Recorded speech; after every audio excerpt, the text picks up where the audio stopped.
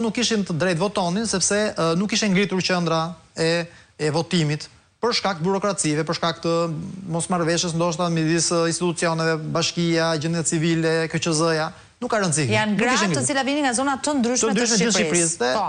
Vuajnë dënimin aty. Çfarë ndodhi?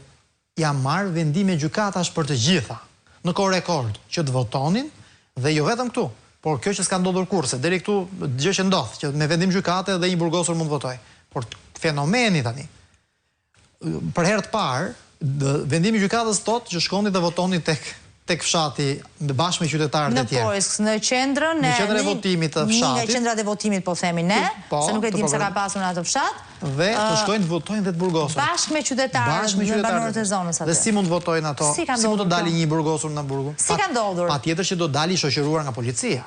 Mendoj unë. Nëse nuk i kanë lënë të lira. Patjetër do dali të eskortuar të shoqëruar me makina policie, nga burgu deri te qendra e votimit. Pra imagjinoni, për 36 vota, shteti shqiptar ka dhënë dispozicion vendimet e gjykatës por kanë shkuar dhe i kanë shoqëruar minimalisht, ose në grup ose një dhe nga një, që të votojnë bashkë me qytetarët e tjerë. Çfarë ka këtu të paligjshme? Se dua të komplet kjo e gjithë kjo është e paligjshme.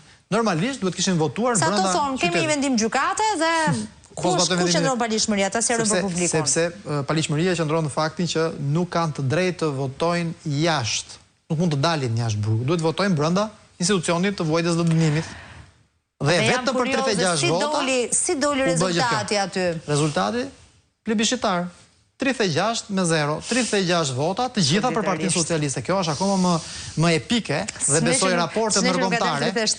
Po pikërisht, pra, në Durrës ndoshta mund të dali, kështu se kishte edhe 2 vota plus, na janë raportuar. Të shohim kur të vijë radha e Durrësit. Në burgun e Durrësit pati 2.